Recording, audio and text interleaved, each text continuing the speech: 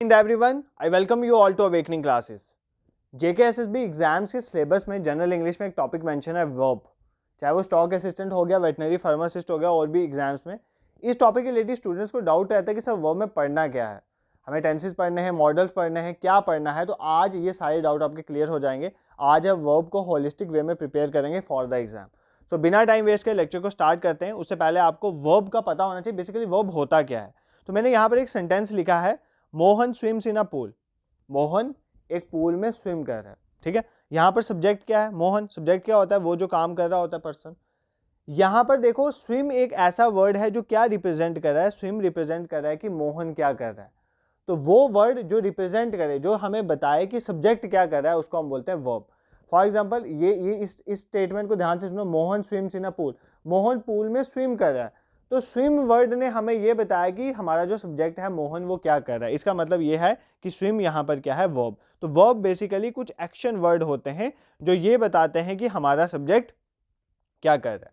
For example हमारा subject क्या है? भाग रहा है। हमारा सब्जेक्ट पढ़ रहा है। तुम लोग पढ़ रहे हो तो रीडिंग आ जाएगा, किस में आ जाएगा? वो वर्ब आ जाएगा। तो कई बार एग्जाम में पूछा जाता है कि आइडेंटिफाई करो वर्ब। तो आपने देखना है कोई भी ऐसा वर्ड जो सब्जेक्ट का बता रहा होगा कि सब्जेक्ट क्या काम कर रहा है, उसको हम क्या बोलेंगे? वर्ब बोलेंगे। इसी तरह से हम आइडेंटिफाई करते हैं वर्ब को। अभी और भी एग्जांपल दूंगा, वर्ब क्या होता है वो क्लियर हो जाएगा, ठीक है। नेक्स्ट मूव करते हैं कि टाइप्स ऑफ वर्ब।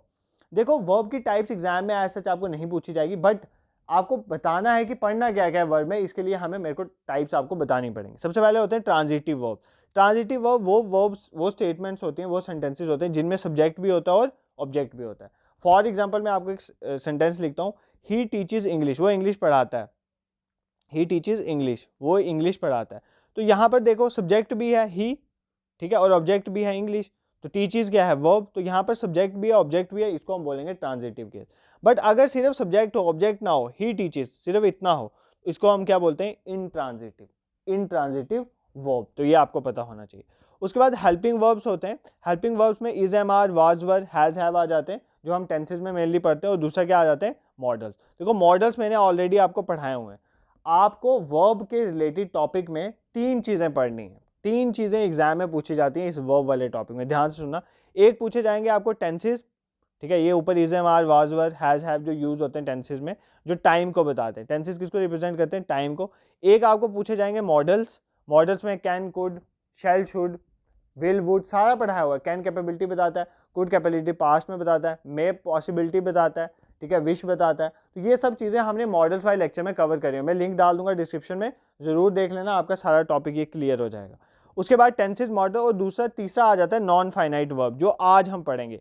ये दो तो पढ़ाते हैं, बट ये कोई नहीं पढ़ाता नॉन फाइनाइट वर्ब, और इसमें ही से ही एग्जाम में ज़्यादा क्वेश्चन पूछे जाते हैं। तो नॉन फाइनाइट वर्ब भी हम कवर करें। तीन चीज़ें आपने कवर करनी है, फिर वर्ब आपका कंप्लीटली जो है वो कवर हो जाएगा। मॉडल्स मैंने ऑलरेडी पढ़ाए हुए हैं, टेंसेज आपने पढ़े होंगे, बट अगर आपको फिर भी टेंसेज में कोई प्रॉब्लम है, कमेंट सेक्शन में लिखना, मैं टेंसेज के रिलेटेड भी एक वीडियो ले आऊँगा चैनल पे, ठीक है। तो अब देखो, वर्ब यहाँ पर मैंने बता दिया दो तरह के होते हैं, फाइनाइट और नॉन फाइनाइट। फाइनाइट वो होते हैं जो टाइम को बताते हैं। जिन सेंटेंसेज में टाइम की बात हो रही होती है, समय की, प्रेजेंट, पास्ट, फ्यूचर की, उनको बोलते हैं फाइनाइट। वो कहाँ पर कवर होते हैं? टेंसेज में, ठीक है। ऑलरेडी डन लिखा है, मतलब आपने पहले पढ़ा होगा, बट अगर नहीं भी पढ़ा है कमेंट सेक्शन में बोलना, हम करवा देंगे। और नॉन फाइनाइट होता है जहाँ पर टाइम की बात नहीं होती, तो वो आज हम कवर करेंगे। ऐसे वर्ब्स जहाँ पर टाइम की बात नहीं होती, मतलब प्रेजेंट, पास्ट, फ्यूचर की बात नहीं होती है, बट वहाँ पर काम हो रहा होता है, that are known as non finite verb, जिनको आज के इस लेक्चर में हम कवर करेंगे, ठीक है।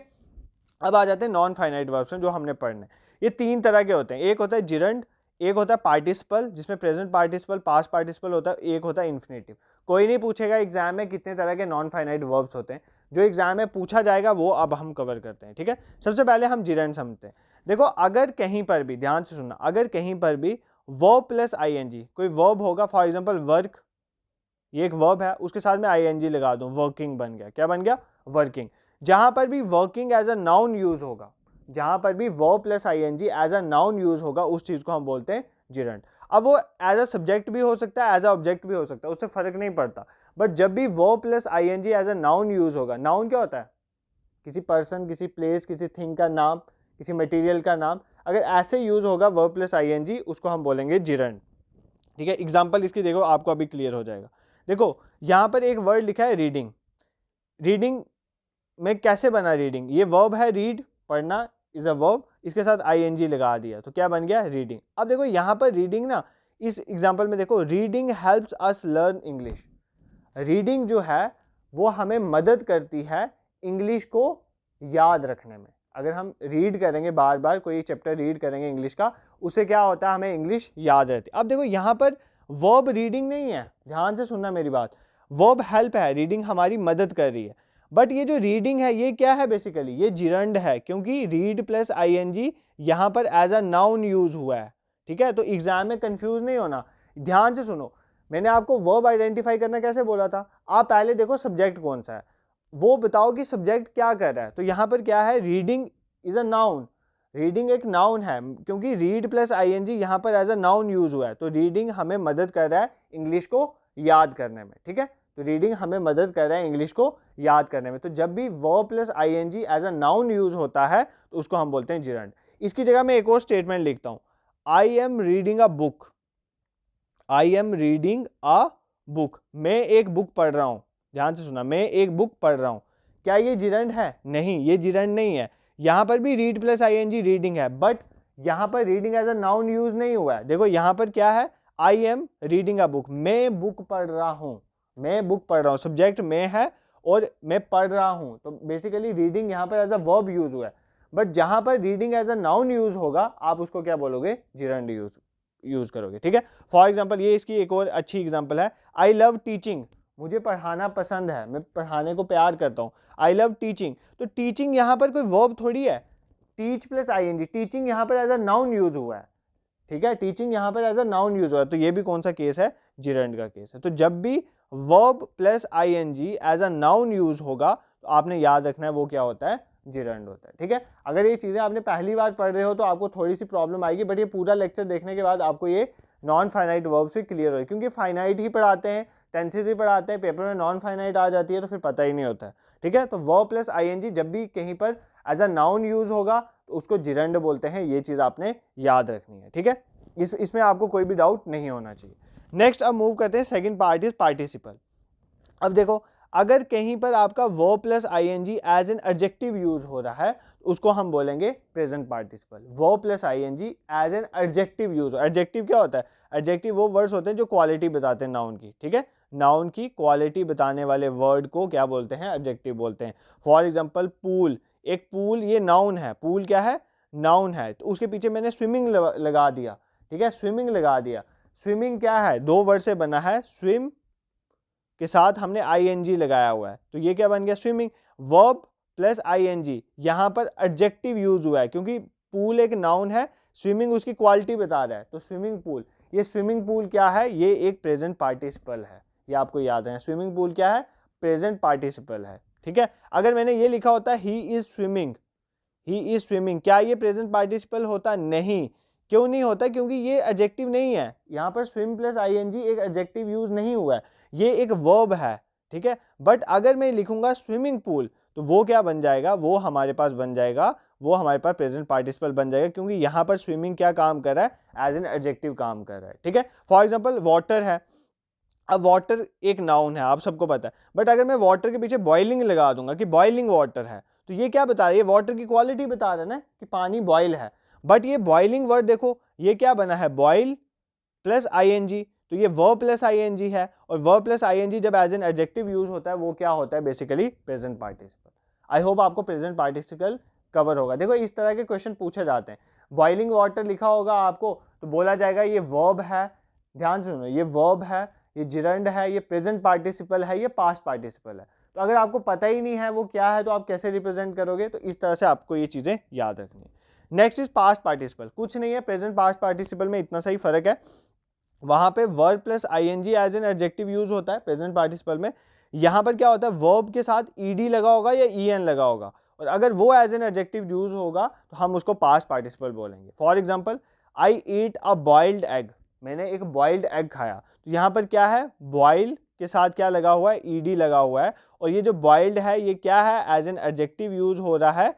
देखो एग की क्वालिटी बता रहा है कि एग बॉइल्ड है, तो जब भी वर्ब प्लस ED लगा हो या वर्ब प्लस EN लगा हो, ठीक है। फॉर एग्जांपल फ्राइड राइस, ठीक है, फ्राइड राइस, ये भी पास्ट पार्टिसिपल है, क्यों, क्योंकि फ्राई के साथ ईडी लगा हुआ है, ईडी लगा हुआ है, ये फ्राई एक वर्ब है, इसके साथ ईडी लगा होता है बन जाता है फ्राइड। तो ये राइस की क्वालिटी बता रहा है ना, राइस फ्राइड है, तो ये भी क्या है, this is also a case of past participle. I hope आपको प्रेजेंट पार्टिसिपल और पास्ट पार्टिसिपल कवर हो गया होगा। नेक्स्ट है इन्फिनिटिव। इन्फिनिटिव सिंपल है, अगर टू के साथ वर्ब लगा हो, टू के साथ वर्ब लगा हो उसको हम बोलते हैं इन्फिनिटिव। वो क्या बताता है, पर्पस ऑफ एन एक्शन, किसी काम को करने का मकसद क्या है। For example he came here, वो यहाँ पर आया टू मीट मी, टू के साथ वर्ब की फर्स्ट फॉर्म लगी हुई है ना, तो ये एक पर्पस बता रहा है कि वो यहाँ पर आया मुझे मिलने के लिए, टू मीट मी। तो टू मीट इज बेसिकली या इन्फिनिटिव, ये आपको याद रखना है। जब भी टू के साथ वर्ब लगा होगा, टू के साथ वर्ब की फर्स्ट फॉर्म लगी होगी, तो अगर वो चीज़ एक्शन ऑफ अ वर्ड बता रही है, किसी काम के होने का रीज़न बता रही है, तो उसको हम बोलते हैं इन्फिनिटिव। देखो यहाँ पर मैं एक स्टेटमेंट लिखूंगा, आपने मुझे बताना है ये इन्फिनिटिव है या नहीं है। फॉर एग्जाम्पल मैं लिखता हूँ आई लव टू टीच, और एक में लिखता हूँ आई लव टीचिंग, ठीक है। आप मुझे बताओ ये इनमें से कौन सी स्टेटमेंट करेक्ट है। आप में इनकरेक्ट करेक्ट भी है ना, आज से पूछ सकता है आपको कि I love to teach, I love teaching, इनमें से कौन सी स्टेटमेंट करेक्ट है। देखो पहली स्टेटमेंट इनकरेक्ट है, दूसरी करेक्ट। आई लव टीचिंग ये बिल्कुल सही है, मैंने अभी आपको पढ़ाया, ये क्या है, जिरेंड है, क्योंकि teach plus I N G as आ यहाँ पर क्या यूज हुआ है, नाउन यूज हुआ है। But I love to teach नहीं हो सकता। लव के साथ देखो, लव के साथ टू, लव के साथ लगा टू, टू के साथ वर्ब की फर्स्ट फॉर्म लगी हुई है टू टीच, बट यहाँ पर कोई पर्पस नहीं है, ठीक है, पर्पस नहीं है। फॉर एग्जाम्पल मैं ऐसे लिखता, अगर I teach to earn money, मैं पढ़ाता हूँ पैसा कमाने के लिए, अगर मैं ये स्टेटमेंट लिखता हूँ I teach to earn money, तो ये स्टेटमेंट करेक्ट है। क्यों करेक्ट है, क्योंकि ये इन्फिनिटिव है। क्यों, क्योंकि यहाँ पर उसने बोला है वो पढ़ाता है टू अर्न मनी, उसने पर्पस बता दिया कि पैसे कमाने के लिए वो पढ़ाता है। तो I teach to earn money ये है infinitive, but I love to teach जो है वो इन्फिनिटिव नहीं है, ये स्टेटमेंट एग्जिस्ट नहीं करती है। इसकी जगह हम क्या बोलते हैं, आई लव टीचिंग। तो अब मैंने आपको अभी 4 चीज़ें पढ़ाई हैं नॉन इन्फिनिटिव में, एक बार रिवाइज करवा देता हूँ ताकि आपको कोई कन्फ्यूजन ना रहे। सबसे पहले मैंने आपको बताया जिरंड क्या होता है, अगर verb plus I N G as a noun use हो रहा है तो उसको हम बोलेंगे gerund. For example reading helps us learn English. Second, अगर verb plus I N G as an adjective use है, फॉर एग्जाम्पल स्विमिंग पूल है, ठीक है, पूल की क्वालिटी बता रहा है वो स्विमिंग वाला है, तो उसको हम बोलेंगे प्रेजेंट पार्टिसिपल। अगर वर्ब प्लस ई डी या E N as an adjective use है तो उसको पास्ट पार्टिसिपल बोलते हैं। इन्फिनिटिव होते हैं टू प्लस वर्ब की फर्स्ट फॉर्म, जैसे he came here to meet me, जहाँ पर पर्पस की बात होगी उसको इन्फिनिटिव बोलेंगे। अब कुछ रूल्स हैं इंपॉर्टेंट जो आपने याद रखना, कई बार डायरेक्टली इसके रिलेटेड क्वेश्चन पूछा जाता है।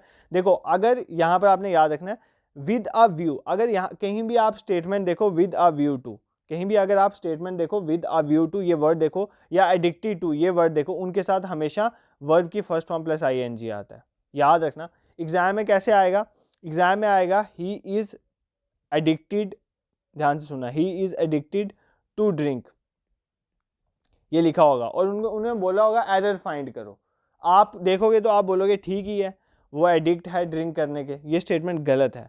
मैंने अभी आपको बताया रूल क्या कहता है, एडिक्टेड टू के साथ, एडिक्टेड टू के साथ जो है हमेशा वर्ब की फर्स्ट फॉर्म जो आएगी उसके साथ आई एन जी भी लगेगा। तो he is addicted to drinking आना चाहिए था, क्या आना चाहिए था, he is addicted to drinking, वो पीने में एडिक्टेड है।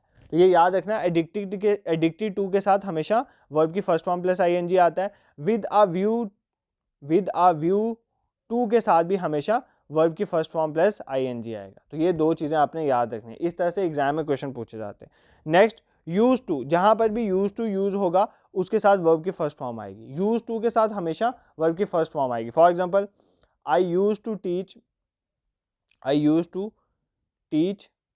10 आवर्स अ डे, तो मैं एक दिन में 10 घंटे पढ़ाने का यूज टू। देखो यूज टू था, तो यूज टू के साथ वर्ब की फर्स्ट फॉर्म आई। अगर आपको एग्जाम में ये लिखा हुआ है I use to teaching 10 hours a day, तो ये गलत हो जाएगा, टीचिंग नहीं आएगा, यूज टू के साथ हमेशा वर्ब की फर्स्ट फॉर्म आएगी। बट ये बट याद रखना, एक्सेप्शन केस एग्जाम में पूछा जाता है। आई एम ऐसे लिखा होता है आई एम यूज्ड टू, तो फिर आप टीचिंग लिखते हैं, ठीक है, फिर आप क्या लिखते हैं, टीचिंग लिखते हैं। आई एम यूज्ड टू के साथ हमेशा क्या आता है, टीचिंग। क्यों, देखो रूल ये कहता है अगर यूज टू है तो उसके साथ वर्ब की फर्स्ट फॉर्म आएगी, जैसे मैंने ये लिखा I use to teach, use to था तो वर्ब की first form I teach. But अगर if helping verb, use to के पहले कोई हेल्पिंग वर्ब यूज हुआ, हेल्पिंग वर्ब कौन से होते हैं, is am are, was were, has have, तो मैंने यहाँ पर एम यूज किया है। अगर यूज टू के पहले हेल्पिंग वर्ब यूज हो रहा है तो फिर वर्ब की फर्स्ट फॉर्म नहीं आएगी, फिर क्या आएगा, वर्ब की first form plus I N ji.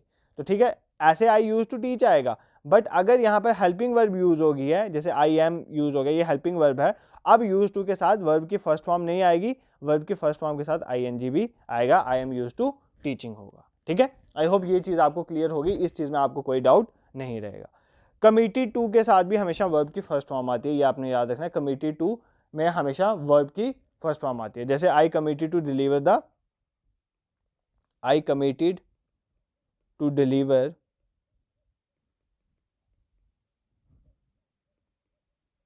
Committed to deliver the best lecture. ठीक है, मैं कमिटेड हूँ आपको बेस्ट लेक्चर प्रोवाइड करने के लिए। कमिटेड टू था, इसका डिलीवर लगा, डिलीवरिंग नहीं हो सकता यहाँ पर, ये याद रखना। कमिटेड टू के साथ हमेशा वर्ब की फर्स्ट फॉर्म आ जाए। बट अगर यहाँ पर हेल्पिंग वर्ब यूज होता, I am committed to, I am committed to होता, तो आप यहाँ पर डिलीवर की जगह क्या यूज़ करते, डिलीवरिंग। क्या यूज़ करते, डिलीवरिंग। ठीक है, डिलीवरिंग यूज़ करते द बेस्ट लेक्चर। ठीक है, तो जब भी क्या यहाँ पर ये दोनों से आपने क्या सीखा, जब भी यूज टू यूज है उसके साथ वर्ब की फर्स्ट फॉर्म लगाओ, बट अगर यूज टू से पहले कोई हेल्पिंग वर्ब लग रही है तो वर्ब की फर्स्ट फॉर्म प्लस आईएनजी आएगा।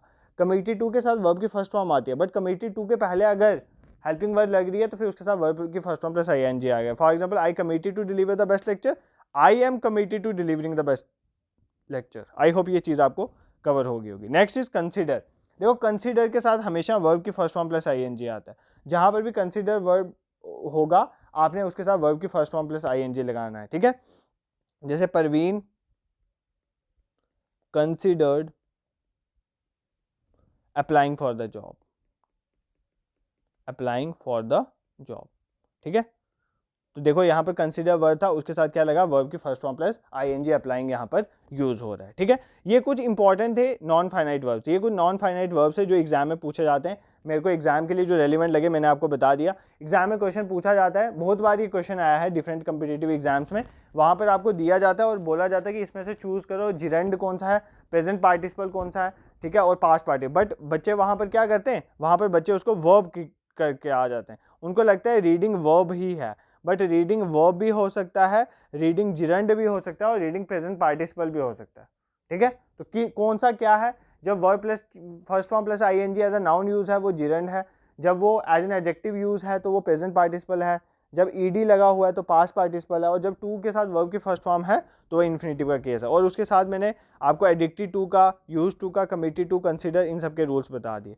इसको छोड़ के आपने क्या चीज़ें देखनी है, एक तो आपको थर्ड फॉर्म्स पता होनी चाहिए। जैसे फॉर एग्जांपल अराइज है, इसकी कौन सी तीन फॉर्म होती हैं, अराइज, अरोज, अराइजन। ठीक है, अवेक, अवोक, अवेकन। तो कई बार ऐसे भी एग्जाम में पूछ लिया जाता है कि इनकी जो सेकंड फॉर्म है वो क्या होती है, पास्ट फॉर्म। देखो, प्रेजेंट फॉर्म होती है फर्स्ट फॉर्म, पास्ट फॉर्म, और थर्ड फॉर्म को बोलते हैं प्रेजेंट पार्टिसिपल फॉर्म। ठीक है, पास्ट पार्टिसिपल फॉर्म जो होती है वो थर्ड फॉर्म है। तो ये कई बार एग्जाम में पूछ लिया जाता है, ये मैंने डाल दिया, आप इनको एक बार नजर लगा देना। यहाँ से मोस्ट इंपॉर्टेंट थिंग जो एग्जाम में पूछी जाती है, कुछ ऐसे वर्ड होते हैं जो कंफ्यूजिंग होते हैं, वो नाउन की तरह लगते हैं या वर्ब होते हैं, हमें पता नहीं होता। फॉर एग्जांपल, जहां पर भी ये वर्ड है ना प्रैक्टिस, ठीक है, प्रैक्टिस, कौन सा प्रैक्टिस, PRACTIC, प्रैक्टिस मतलब अभ्यास करना किसी चीज़ को, मतलब काम में लाना, अभ्यास करना, उसके बार बार प्रैक्टिस करना किसी चीज़ को, प्रैक्टिस वर्ड ही यूज होते हैं, बार बार उसका यूज टू होना।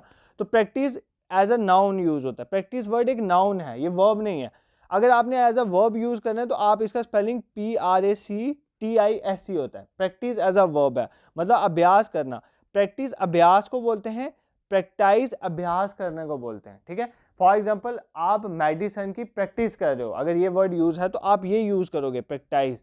क्यों यूज करोगे, क्योंकि आप उसकी प्रैक्टिस कर, मतलब ये वर्ब है, तो जब भी वर्ब यूज होगा तो ये यूज होगा, जब भी नाउन यूज होगा तो ये। इसी तरह एडवाइस, देखो ADVIC, एडवाइस एक नाउन है, सलाह, सलाह को बोलते हैं एडवाइस। बट अगर आप किसी को सलाह दे रहे हो या किसी सलाह ले रहे हो, वो एक वर्ब है ना, वो ये बता रहा है कि सब्जेक्ट है। फॉर एग्जाम्पल, मैं तुम्हें सलाह दे रहा हूँ कि तुम पढ़ो, ठीक है, I advise you to read more and more for becoming an IAS officer और अदरवाइज। ठीक है, तो अगर मैं आपको एडवाइस दे रहा हूँ, दैट इज अ वर्ब, ठीक है, वो वर्ब है, तो वहां पर मैं एडवाइस वर्ड यूज करूंगा, ना कि एडवाइस यूज करूंगा।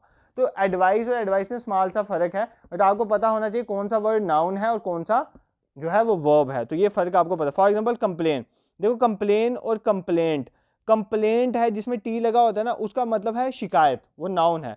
बट अगर कंप्लेन है, फॉर एग्जांपल कंप्लेंट कर दी किसी ने, वो ऐसे लिखा जाएगा कंप्लेंट। तो कंप्लेंट का मतलब क्या होगा, ये वर्ब है, मतलब शिकायत करना, किसी की शिकायत की गई।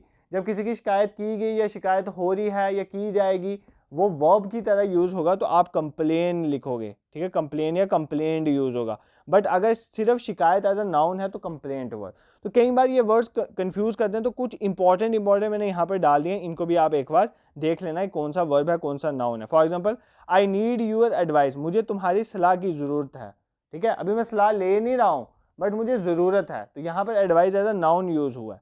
बट अगर मैं ये बोलता हूँ डू नॉट एडवाइस मी, मुझे सलाह मत दो, इसका मतलब है तुम सलाह दे रहे हो और मैं नहीं लेना चाहता हूँ, तो मैं बोल रहा हूँ डू नॉट एडवाइस मी, तो यहाँ पर advice as a verb use हुआ है। तो ये फ़र्क आपको पता होना चाहिए। I have launched a complaint against you, मैं एक कंप्लेन करूंगा तुम्हारे अगेंस्ट, ठीक है, कंप्लेंट यहाँ पर एज अ नाउन यूज है। बट अगर ही कंप्लेंट अगेंस्ट, उसने कंप्लेन कर दी मेरे अगेंस्ट, मतलब यहाँ पे वर्ब की बात हो रही है, तो उसके लिए कंप्लेंट वर्ब का यूज हुआ। ये मैंने एग्जांपल्स भी डाल दी क्योंकि एग्जाम में ऐसा पूछा जाता है, डू नॉट डैश मी, तो यहाँ पर आपको ना क्या किया जाएगा, डू नॉट डैश मी, आपको यहाँ पर लिखा जाएगा एडवाइस, ये वर्ब भी लिखा जाएगा और ऐसे स्लैश देके ना ये लिख दिया जाएगा एडवाइस। अब आपने सोचना है कि क्या आएगा, बट अगर आपको पता ही नहीं है कि एडवाइस में से ये एडवाइस वर्ब की तरह यूज होता है कि ये एडवाइस वर्ब की तरह यूज होता है, अगर आपको ये नहीं पता है तो ये क्वेश्चन आप नहीं कर पाओगे। तो इसलिए मैंने आज का लेक्चर नॉन फाइनाइट वर्ब कराया। क्यों? क्योंकि मॉडल्स मैंने ऑलरेडी करवाए हुए हैं, टेंसेज आपको मोर और लेस आते भी होंगे, अगर नहीं आते हैं तो कर लेंगे, बट नॉन फाइनाइटिव कोई नहीं बताता है और एग्जाम में ज़्यादातर क्वेश्चन इसके पूछे जाते हैं, ठीक है। तो आज मुझे लगता है आपको वर्ब के जो भी डाउट्स थे, वर्ब में क्या पढ़ना है, वो सारे आपको क्लियर हो चुके होंगे, ठीक है। और next important thing is that कल से 1 जनवरी से हमारा मॉक टेस्ट शेड्यूल जो है वो आपके लिए रेडी है। कल आपका पहला मॉक टेस्ट है। हमने शेयर करा था, एक वीडियो शेयर करी हुई है कि किस तरह से आप मॉक टेस्ट में इनरोल कर सकते हैं, ये पीडीएफ हम शेयर कर देंगे। awakeningclasses.in आपने सर्च करना है गूगल में और आपका जो है हमारा वेबसाइट जो है वो ओपन हो जाएगी। तो उसके सामने ही सबसे पहले आपको स्टॉक असिस्टेंट और वेटनरी फार्मासिस्ट के रिलेटेड जो है वो टेस्ट मिल जाएंगे। ये उनका शेड्यूल है। कल पहला टेस्ट है 1 जनवरी को, फिर 4, फिर 7, फिर 10 और 12। आप इस टेस्ट का बेनिफिट उठाएं। 5 टेस्ट हैं, नॉमिनल कॉस्ट में ये आपको प्रोवाइड करें, वो भी सर्वर और डोमेन की कॉस्ट है, ज़्यादा कॉस्ट नहीं है। और आप ज़रूर इनरोल करें। अगर आपको इनरोल करने में कोई दिक्कत आ रही है तो देखो 2-3 दिन पहले मैंने एक वीडियो डाली हुई है, वीडियोस में जाके यूट्यूब में देख लेना, मैंने पूरा एक्सप्लेन करा है किस तरह से आप जो है इस टेस्ट का बेनिफिट उठा सकते हो। फॉर एग्जांपल, आपने इस टेस्ट में इनरोल लेट करा तो कोई दिक्कत नहीं है, टेस्ट कहीं पर रिमूव नहीं होंगे। जो 1 जनवरी को टेस्ट आएगा, अगर आप 4 को भी इनरोल कर रहे हो या 2 को भी इनरोल कर रहे हो, वो टेस्ट जो पुराना टेस्ट है वो वहीं पर रहेगा, ठीक है। तो आप टेस्ट दो। देखो, अगर आपने पढ़ लिया, अगर आपने टेस्ट नहीं दिया तो आपकी प्रिपरेशन कैसी है ये आपको नहीं पता चलेगा। और टेस्ट ये बेस्ट आपको प्रोवाइड यहाँ पर किए जाएंगे। तो और भी अगर आपको हमारा कंटेंट और पढ़ाने का वे पसंद आए तो चैनल को जरूर सब्सक्राइब करें और शेयर भी करें। अदर्स जनरल अवेयरनेस वाला जो टॉपिक है 50 मार्क्स का, उसका मैक्सिमम पोर्शन जो हमने कवर करवा दिया है। स्पोर्ट्स का करंट अफेयर्स करवा दिया, स्टैटिक पोर्शन में कल या परसों वीडियो ले आऊँगा। सेकंड, वहाँ पर एक स्टेट कैपिटल्स वाला टॉपिक है। ऐसा स्टेट कैपिटल सबको पता होती है, but through map, India map, हम नेबरिंग कंट्रीज और उसके बाद वो सब चीज़ें भी कवर करेंगे। नेक्स्ट जो मैथ्स वाला पोर्शन है वो भी हम स्टार्ट करेंगे। आप कमेंट सेक्शन में बताओ कौन से टॉपिक में आपको दिक्कत आ रही है, क्योंकि आपके 14 या 15 डेज ही रह गए एग्जाम के लिए, तो उनको हम अच्छे से जो है यूटिलाइज करेंगे ताकि आप इजीली इस एग्जाम को क्रैक कर पाएँ। And happy new year to you in advance. तो कल से हमारा नया साल शुरू हो रहा है, तो उसके लिए आपको ढेर सारी शुभकामनाएं। Thank you so much for watching.